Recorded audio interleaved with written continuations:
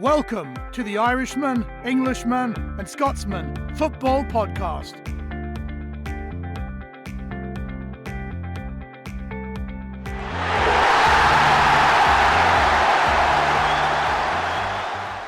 Hello and welcome to the Irishman, Englishman and Scotsman Football Podcast. A smaller pool of podcasters today as Joe is unenviably trying to get back to Salzburg and JP's feeling a little under the weather. Still, show must go on, and so it's myself, Fino, and I'm joined by Kev as we run through the latest goings on in the Premier League. Kev, how are you getting on? It's a good job. I'm fine. We're going to have to be a lot livelier than usual, I reckon. But yeah, we'll get through it. Definitely.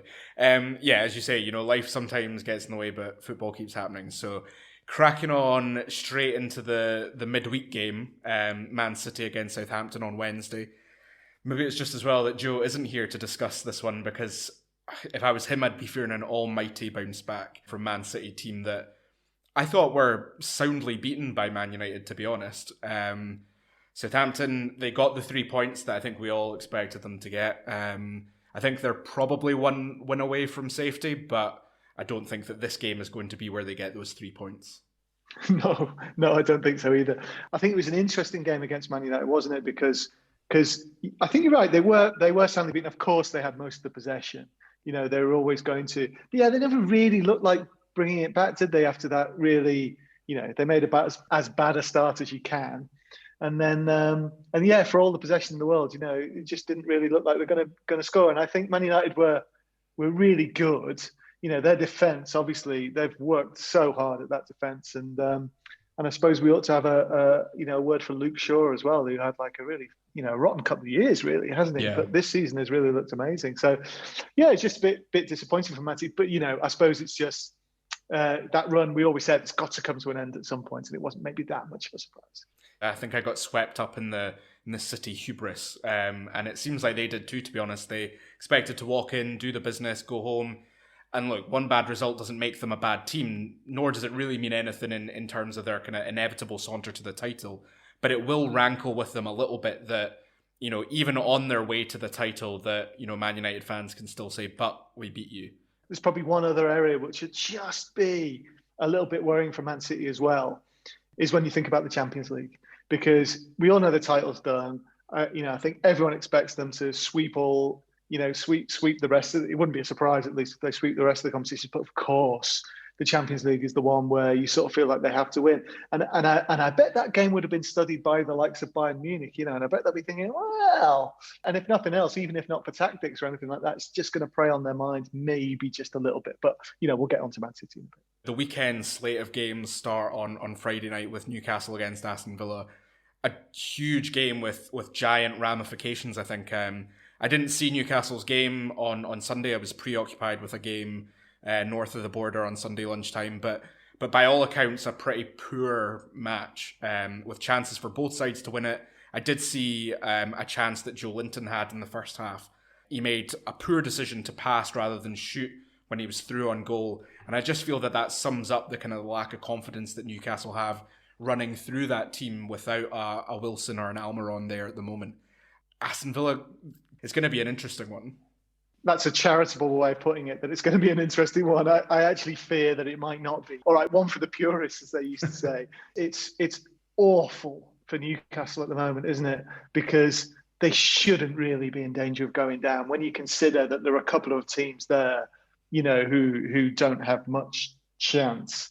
And given that, what was it? It's probably a good job JP's not here, because he'd be crying into his dinner, or it would certainly make his pain a lot worse. But it wasn't that long ago that we were saying, well, they got an outside chance of Europe, and for them now to be seriously staring down some trouble, I think it's grim reading for Newcastle fans, isn't it?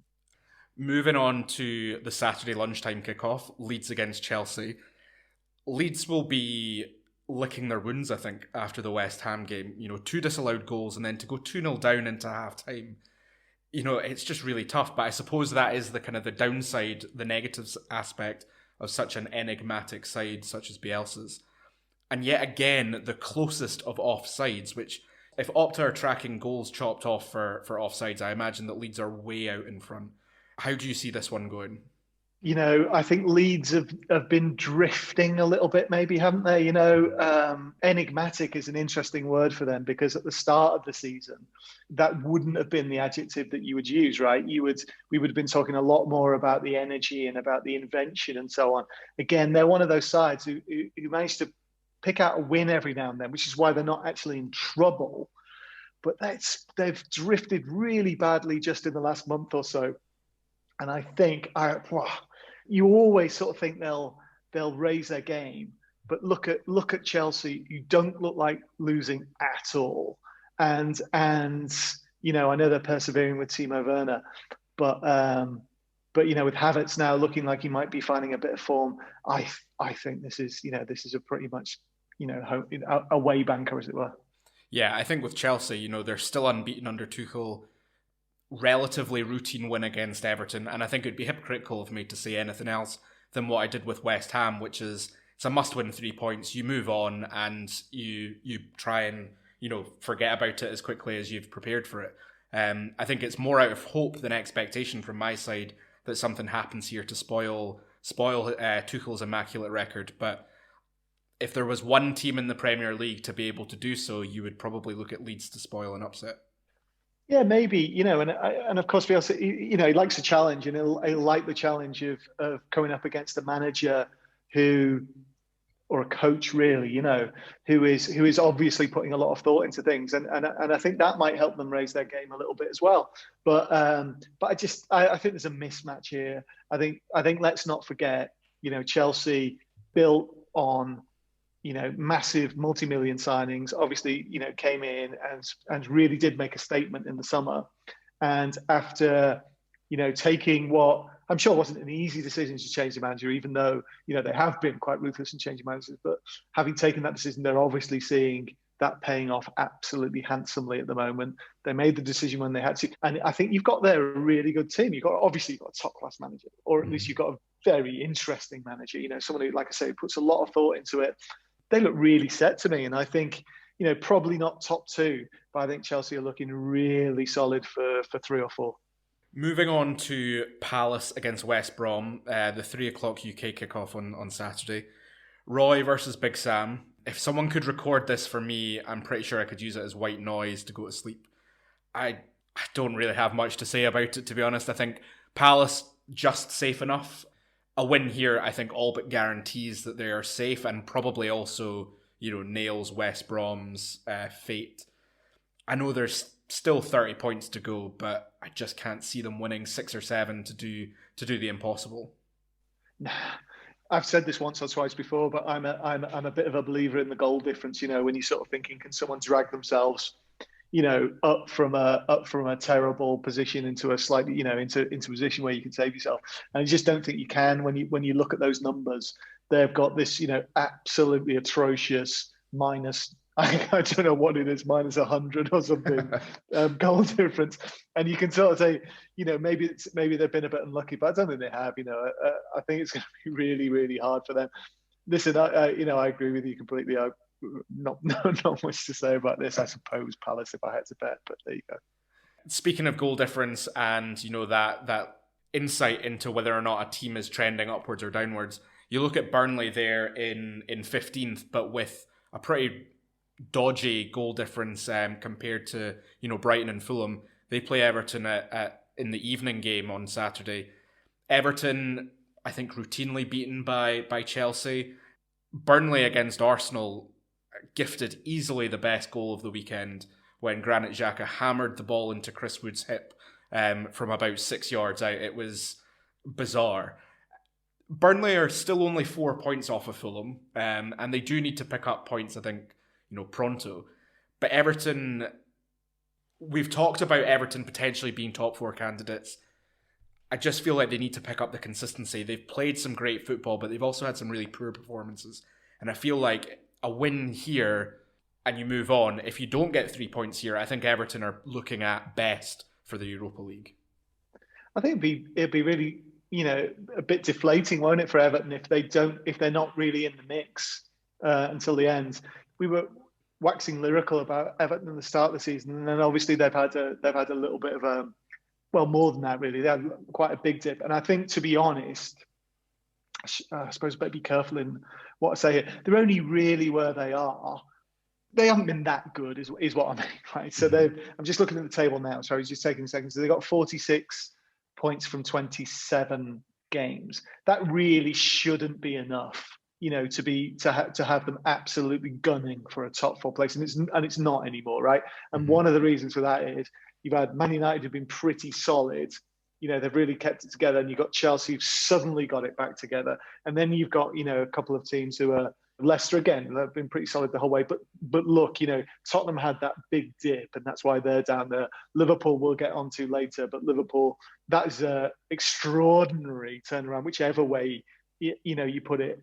And so really this is an opportunity, and I think it'll be really sad for Everton now if they're not able to really push for it. But I suppose what I'm inching around to saying is I don't think they will.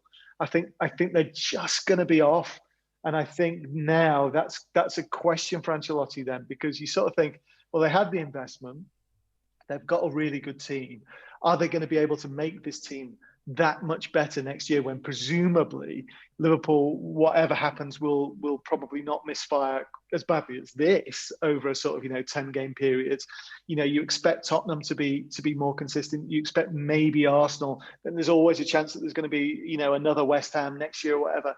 And suddenly you think, well, is this if this is going to be 7th for Everton in the end, they're 6th now. Imagine they end up 10 points off the Champions League and in 6th or 7th, and sort of just about holding on to Europa League. I don't know if Ancelotti's going to stay motivated for that much longer.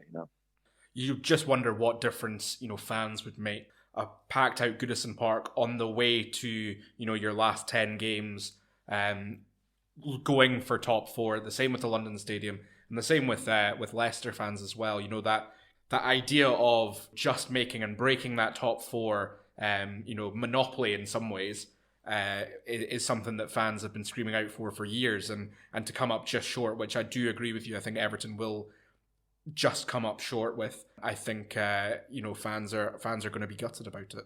It's just like I say, it's a weird season. They just don't look like they're sort of swaggering into that Champions League final. Like that might be all right. They're doing just enough. And don't get me wrong, I think in this game, if we're just talking about this game, I actually think they will come back. I think they will win this game because, like you say, that's not a great Burnley side either. And I think it may be not one of the world's greatest games in store for us in this one, but I think a sneaky home win. Yeah, I agree. Moving on to the Saturday evening game, or the late game, sorry, I should say, on Saturday. Fulham, who, I think sprung a surprise against Liverpool in some ways, against Man City. They did it against Liverpool, why not Man City? Do you think it was a case of Liverpool being bad and that's why Fulham got the points, or was it actually a Fulham side that was quite good that contributed to Scott Parker's side winning? Yeah, I think they are pretty good. Let's not get quite into Liverpool now, but like I've said before, without Virgil van Dijk and without obviously a few other players, and obviously shorn of confidence. But I think that the crucial thing is this is not the Liverpool of last year or the season before. This is the Liverpool of Klopp's first season or Klopp's first season and a half. Take your pick from the last sort of 20 years or something like that, where they are vulnerable. More than vulnerable, to sides that just are really solid and sort of keep their shape and can keep the ball. And Fulham were fine, against Liverpool. Sure, without confidence, like I say, they didn't really have to do too much. Obviously, they gave up a few chances, but not that many. They were just happy to give up enough of the ball. And especially, once they'd gone ahead, I think every Liverpool fan feared, almost expected what would happen. So I think all credit to them. I think they did really well. They took advantage of a, like I say, not quite a unique situation, but maybe, more or less unique situation where Liverpool are there for the taking and they went ahead and took them. So, you say, they did it against Liverpool, so why not Man City? Well, go on. Maybe you're right because Man City have just lost. So, yeah, maybe why not? Get your money on. Yeah, I mean, I would love nothing more than to see Scott Parker take that Fulham side and save them from relegation, because I think he is one of the Premier League era's, great unsung heroes, obviously coming from a West Ham fan. Sunday and the early game, the Joe Derby, as I have described it. Southampton play Brighton. I think I fancy Brighton here, though. They'll be gutted to have lost to Leicester late on, to take nothing from that game. And in a game in which I thought they played some nice stuff. It was great to see Lallana in amongst the goals, I think, for the first time in 18 months or so. Southampton, I feel like they're just trundling along. They're not really doing much, in the way they're getting by, they're scraping by. And I just feel like when you're in a dogfight for relegation, that extra pressure does create diamonds. Whereas, Southampton have just been kind of walking along to a lowly league finish without really being that much in trouble of being relegated. So yeah, I think it feels like a banana skin for Saints. Yeah, you might be right there. Both teams are not in tremendous form, put it that way. Obviously, Southampton came back and got that win they desperately needed. Brighton have now lost 3 on the spin, 5 without a win after having been in quite a nice little run. I don't know. Yes, go on then. I'm going to say Brighton as well, just because again, that's 2 games in 4 days for Southampton, who might not, who might just feel the effects of that. I know they've had a lot of players injured. I was sort of hoping Joe might, miraculously be back by now and he would dial in and be able to give us all the, gave us all the actual local knowledge. I do feel bad about the fact that we don't have all that much inside info, on either of these teams. So we're only speculating really. But listen, it's a nice Sunday lunch. It'd be one of those games you enjoy, right? I reckon. If we were lucky enough to be able to go to the pub, and we're a long way from this, in Austria. I don't know how you are in Scotland there, if there's light at the end of the tunnel, but we are absolutely miles away in Austria. But this is the sort of game I would really love. Go to the pub, I'd have my lime and soda, just in case the wife's listening, at lunchtime. And I would, honestly, I think this would be one of those games that you really enjoy. And like you say, love a bit of Lallana. It'd be nice, that, wouldn't it? But yeah, it's a bit of a shame we can't watch it. Moving on to Leicester against Sheffield United. I know the result that I want here, but I know I'm not going to get it. Brendan Rodgers aside, and we've talked about him, throughout this season, one of the best in the league and in the top 4, absolutely on merit. That's to say, even if they did leave it a little bit late to beat Brighton, but, that's still the sign of a team that's high on confidence, high in belief that they are able to come back from a deficit and win games. There's not really much else to say, I don't think. I think Leicester are going to take 3 points here. Guess so, yeah. They've been in that sort of run, like you say, where they've been picking up points without maybe playing with all that much. I suppose it was only in the Liverpool game, wasn't it, where they had a really good 20 minutes at the end and they sort of looked really good. But actually, most of their they've been sort of clawing out a lot of results lately. And I think, like you say, they're well worth it. I think they're absolutely as good as anyone else outside Man City on their day. Outside Man City on their day. So this should be no problem at all, because surely now Sheffield United have to accept that it's just not going to happen. It feels like everything is falling into place for this Leicester team, and to be fair to them, good luck, and it will be interesting to see a relatively new team in the Champions League, their second time in the last 6 seasons. There's a lot to like about them, and there has been for a while. There's a lot to like about Brendan Rodgers as a coach. There isn't as much, I suppose, what I'm coming around to saying again and again is there's not as much competition for those Champions League places as there should be. Do you know what I mean? And I think they'll be just about all right. But I'm with you, like you said the other week. If it really was tight, and if it does get tight, of course they're going to be thinking, oh God, maybe it's going to be same again. But I think at the moment, yeah, there's just them and a couple of others are just a little bit lucky, I think, in that there's less competition than you'd expect. And we shouldn't forget, though, that Leicester do have a horror run-in. They play United in the FA Cup. They also play them in the league. They play Man City, West Ham, Chelsea. So, there's a lot of teams there that are vying for those European places. Speaking of Tottenham, the classic Super Sunday Premier League 4:30 kickoff on a Sunday, North London derby, Arsenal versus Tottenham at the Emirates. Last week I took the piss a little bit by saying that Arsenal were a mid-table side and that any other mid-table team, we would be backing Arsenal all the way, and they still somehow contrived to screw up their performance against Burnley.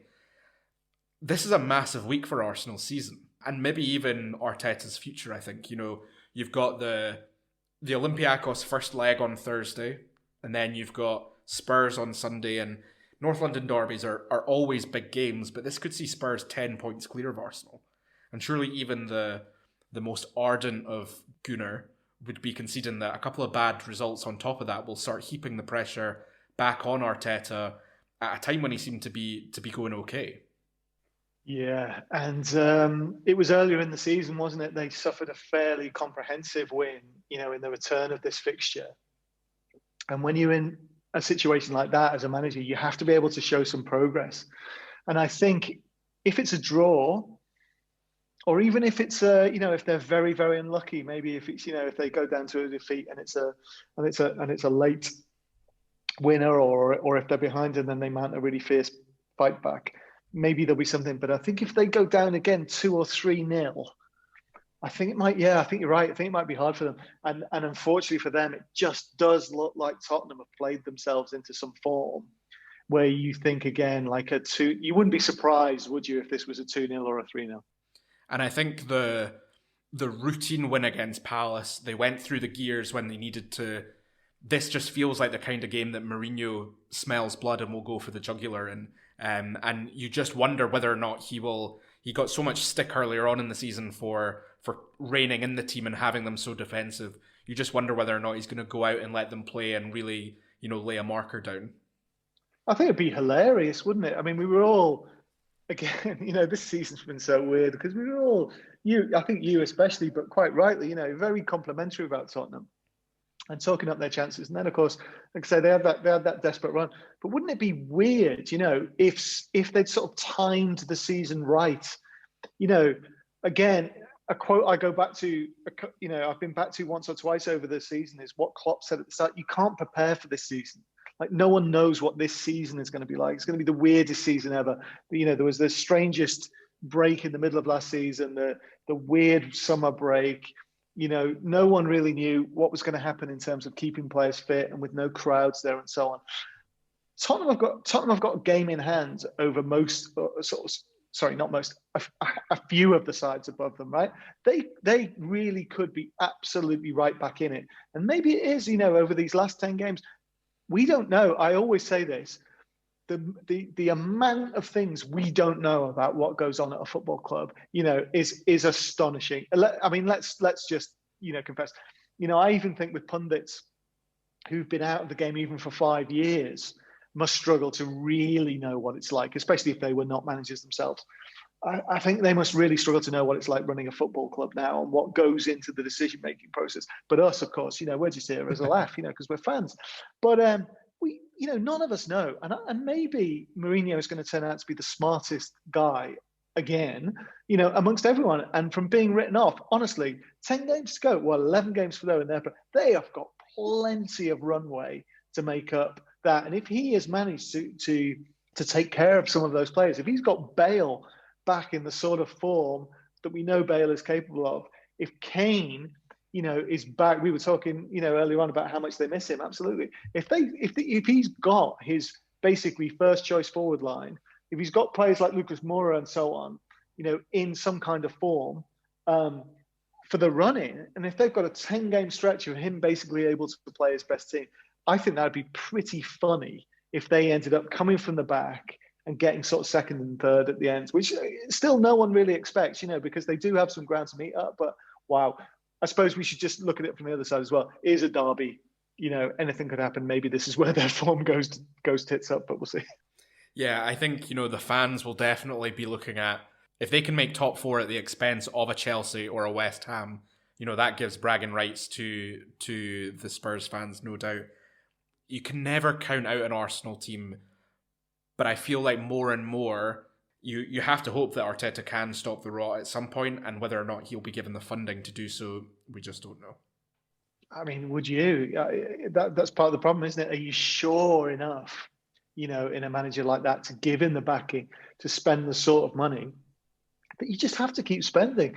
I think we're in this situation now where if you don't, unless you've got some miraculous kind of seam of amazing youth players or something like that, we've seen, the consequences of not investing, and we'll get onto that in a minute. The next game, Man United against West Ham at Old Trafford, top of the table clash, so to speak. West Ham have to hope, though, that Thursday, saps some of the energy out of the United players' legs.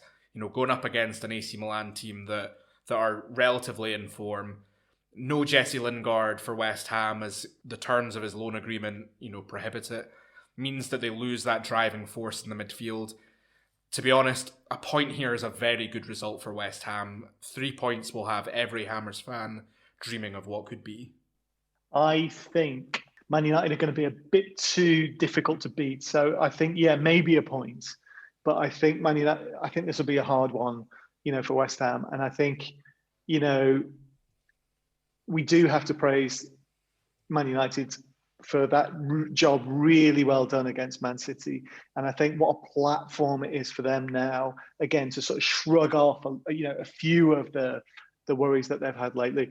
They looked, they looked so solid in defence, Honestly, to me, it looked like they could have played for a long time and still looked pretty comfortable. And I think, maybe a 0-0 for West Ham, but I actually think Man United would probably just be a bit too strong. And we've spoken about him earlier in the podcast, but another shout out for him, we've talked about him a couple of times, is Luke Shaw. A great piece of wing play for his goal at the weekend. He clearly saw that Cancelo was bombing forward to press him. He drove past him with ease, got himself in the box, wrong-footed Ederson. I wonder if we can just see this redemption story start to kind of come full circle, because I could really easily see him in a starting spot in the Euros in the summer alongside Harry Maguire, and then you've got Marcus Rashford in front of him. That's a very strong axis on the left-hand side for an England perspective. Yeah, I've seen him a lot, Luke Shaw, maybe without really watching him. I think I don't know if it's been all season or if it's been after the first 5 or 6 games, but I know I've seen him talked about a lot as being back in form, and this was very eye-catching, wasn't it? But apparently, his form has been like this for really quite a long time. Mm-hmm. So I think you're right. I think he will get a recall. I can't remember the last time he played for England. Actually, it must be a couple of years, because he has been through. He's been through a bit of purgatory, wasn't it? He was accused of being overweight a little bit. I remember at one stage he couldn't get in the side. They paid quite a lot of money for him, if I remember, and it looked like being one of those just transfers gone wrong. But I love that kind of story, where a player just shows enough strength of character to just work their way through it. I think it'd be a lovely story if he comes through. And listen, I can't pretend that I've been watching him week in, week out and really concentrating on Luke Shaw, but on the basis of that, fair play to him, because that was class, wasn't it? £30 million is what Man United paid for him, and yet just another example of the conveyor belt that Southampton's youth academy seem to consistently pump out great quality players. I do want to talk a bit about West Ham, though, because naturally, West Ham fan, this is the third most points that West Ham have ever had after 28 games, or 27 games, behind the teams of the early 80s. So you're talking a team that was chosen by a lot of people, us included, to go down this season. It's a remarkable turnaround from a club that, just 12, 18 months ago looked destined for the Championship. It's really funny as well, isn't it? Do you remember right back at the start of the season? Correct me if I'm wrong. They lost their first 2 games, didn't they? Mm-hmm. And then came roaring back and scored a hatful of goals. Can't remember how many, but I remember it was lost the first 2, won the next 2. That's all I remember. But there were tons of goals and all that, and it was kind of sort of mirrored. The mirror image was Crystal Palace, because Crystal Palace won their first 2 games. And then lost the next 2. And we were all very surprised about that. And I'm sure we tried to justify everything and talked about how bad West Ham were, I'm sure. I suppose what I'm trying to say is, imagine if they'd won those first 2 games of the season. Imagine if they hadn't lost that, where they'd be now. And I don't know what it was, or if it was just like a slow start, if they were just a bit rusty, or if there was something, if they were waiting for a place to come back in. You probably know, I'm sure you know better than me.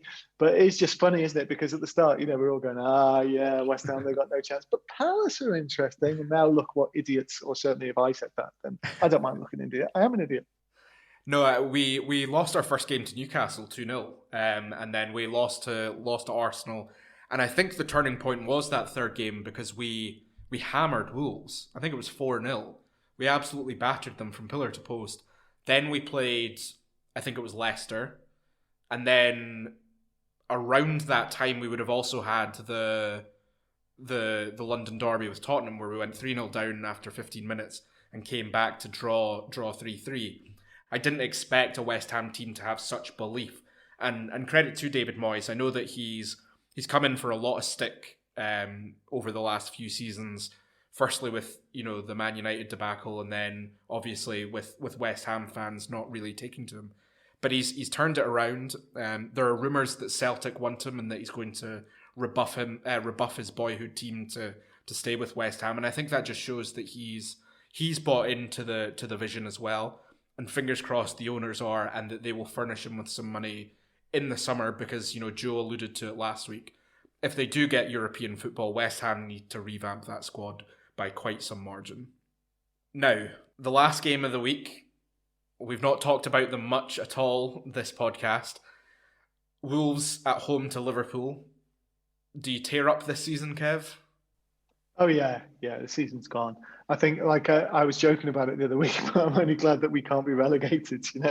I just think the sooner this season's done and dusted, the better. I don't think there's anything much to be clawed back from this season now. For all the reasons highlighted over the past few weeks, the striker's been completely out of form, a lack of confidence, of course, whatever it was, centre-back pairing, number 21.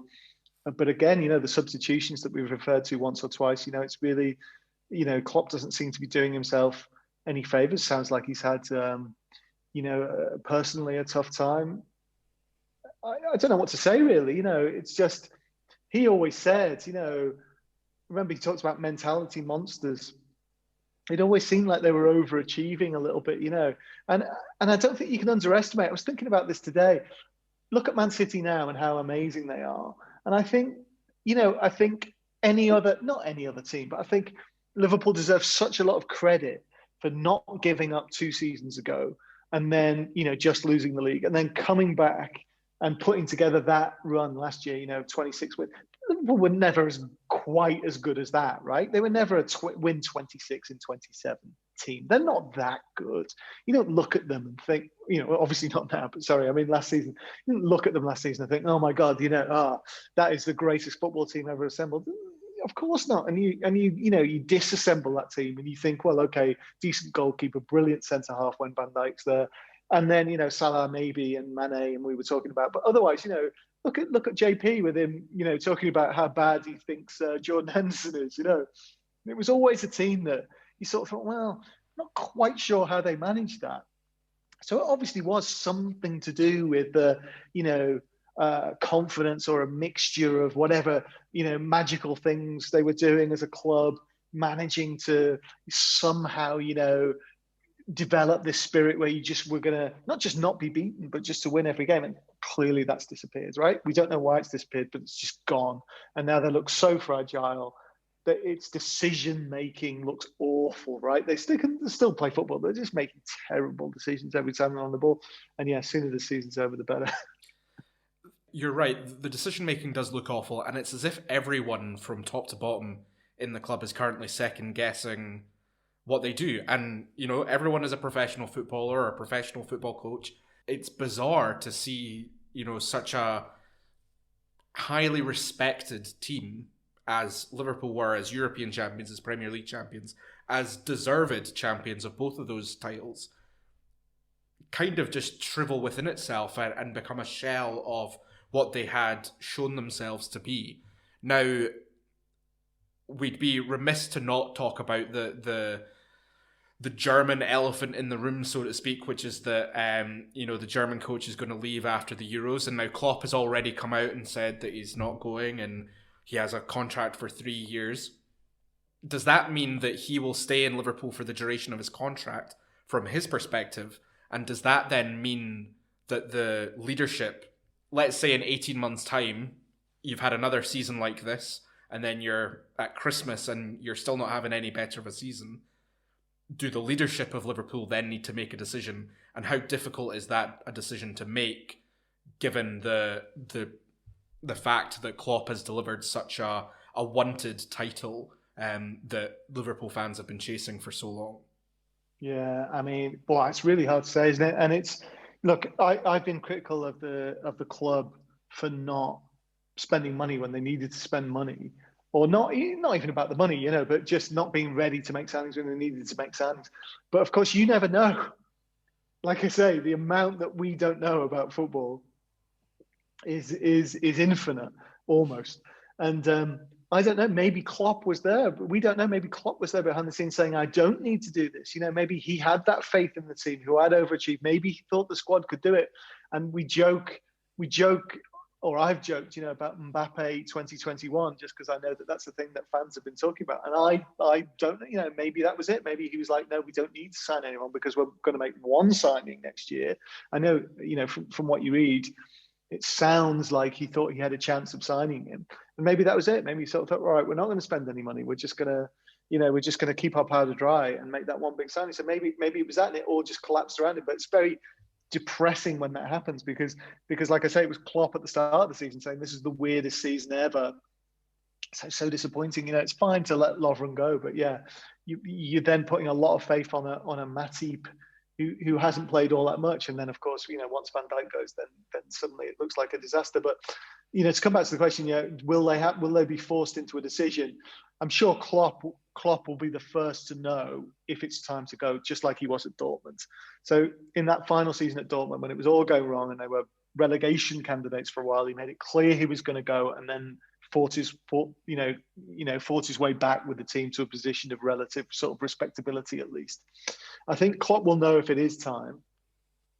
I don't think he'll go into the German job. I think if he were to leave Liverpool, I think he would, again, take some time off. Because remember, he interrupted his sabbatical to come to Liverpool at a time when he wasn't expecting to come back. And I think he would gratefully accept, if that were to be the case, I think he would gratefully accept like having the final few months of that holiday that he was expecting to have.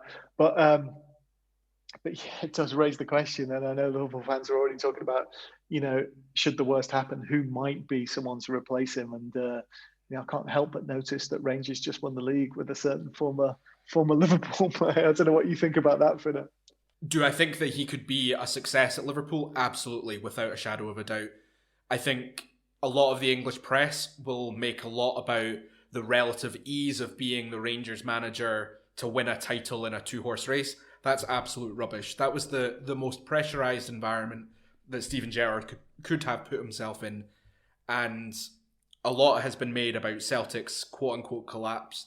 Rangers are unbeaten after 32 games. They've conceded 9 goals all season. It wouldn't matter if that's the form that any team has. They're winning the league. It doesn't matter who's chasing them. And that has to come from Gerrard's vision and Gerrard's tactics and his ability to get the best out of that club or that team, that squad of players. I do think that he will be Liverpool manager at some point, and you just wonder whether or not the Lampard situation has maybe put it into both the Liverpool leadership's minds and his mind that he can sit there for 15 years, 20 years, and wait for that job to come knocking. Because at some point there is, if you believe the chatter, there is a relative mutual interest from both the leadership and Gerrard to make that happen. I'd rather he didn't go tomorrow, put it that way. Yeah, exactly. Yeah. No, I can see that. I mean, I don't think it's the right time for him to go, regardless of what happens with Klopp. I mean, I hope Klopp stays, of course. Klopp's amazing. No question at all. Almost every Liverpool fan wants him to stay.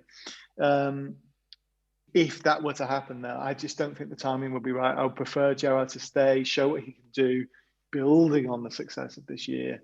And then I was looking completely at random. I was reading, I used to be based in Spain. I was looking at Marca, and there was something about Xabi Alonso is in charge of Real Sociedad B, and they were talking about like 2 of the amazing goals that the B team at Real Sociedad had just got. And it did just make me think, oh, do you know what? God, you wouldn't be surprised if Xabi Alonso turned out to be an amazing manager, would you? He just seems to fit that profile. He always seems so intelligent. He's had that experience at Real Madrid, Bayern Munich, Liverpool, of course, having been successful. And he just, if I had to bet on someone, but it's terrible because it's just picking someone on the basis of their profile. But I do just wonder one day, if I had to pick a completely left field sort of option, I wouldn't be surprised if he ends up having a really good coaching career. And who knows, maybe that might take him Liverpool as well. Right, well, that is the this week's slate of games. Kev, despite the fact that there's only the two of us, do you still have a poem for us? I do. So it's always nice that you guys give me a very polite round of applause at the end. So it's all on you. But I might join you just to make it sound like a bit. Sound like a bit more impressive. But anyway, I do. Short and sweet this week, and the start nicked off Jamie Carragher, one of the world's greatest Liverpool poets. Mentality monsters to mentality midgets, errors per game creeping into 3 digits. Fulham the latest to add to the mystery of the worst title defence in Premier League history. Mathematically true, I've not looked up the stats, but just for the style of their recent collapse, I think it's fair comment when Jurgen Klopp's side are the weirdest transformer since Jackal turned Hyde. Fulham were on it. Could not have been keener. An edge 1-0 up through a goal from Josh Mina. Liverpool failing in frankly perverse ways. Next season won't even be playing on Thursdays. Nor will United, who looked top 4 bankers. On Sunday, they turned around Pep's super tankers. Did you think I would rhyme something else there with bankers? Come on. Not all poets are juvenile wankers. Right from the off, it just went wrong for City. Bruno from 12 yards does not show much pity. With Hendo in goal, the defence without flaw, they wrapped it all up with a great run from Shaw. City, of course, are untroubled up top. At some point, their run just had to come to a stop. 11 points clear with just 10 left to play. Defeat doesn't give them much cause for dismay. I reckon the rest of the top 4 is likely to end up the way that it is now, precisely. Leicester in 3rd after edging past Brighton. Tuchel shows Chelsea now truly can frighten. On Monday, their form won some ravey reviews. Slick in attack versus their fellow Blues. Everton cursing as Havertz flicks goalward, if not quite on fire. Well, they certainly smouldered. 2-0, Jorginho, no fuss from the spot. Werner must score, but alas, he does not. Chelsea, I think, have a good shout for 3rd. If anyone, maybe Leicester will be scared, as lurking in 5th, the mighty West Ham, who float like Vin Diesel and sting like Van Damme. Leeds were unlucky but took no precaution and succumbed to fine goals from Lingard and Dawson. Will they just come up short? I think they just might. But Jesus, this season is going to end tight. As tight as your board when he needs a new signing. As tight as the meter and rhyme I'm combining. But bring on the drama as much as you like. Just somehow, please God, can we bring back Van Dijk?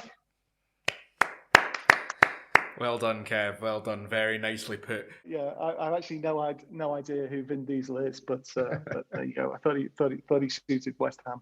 That's all from us. We'll be back next week. Hopefully with the rest of the guys back too. If you're listening on YouTube, give us a subscribe down the bottom right-hand side. If you're listening on Spotify and Apple, a review goes a long way. We'll see you next week and enjoy the games. Thank you for listening. If you'd like to hear more of our podcasts, please click on the red subscribe button on the bottom right-hand side. Thank you.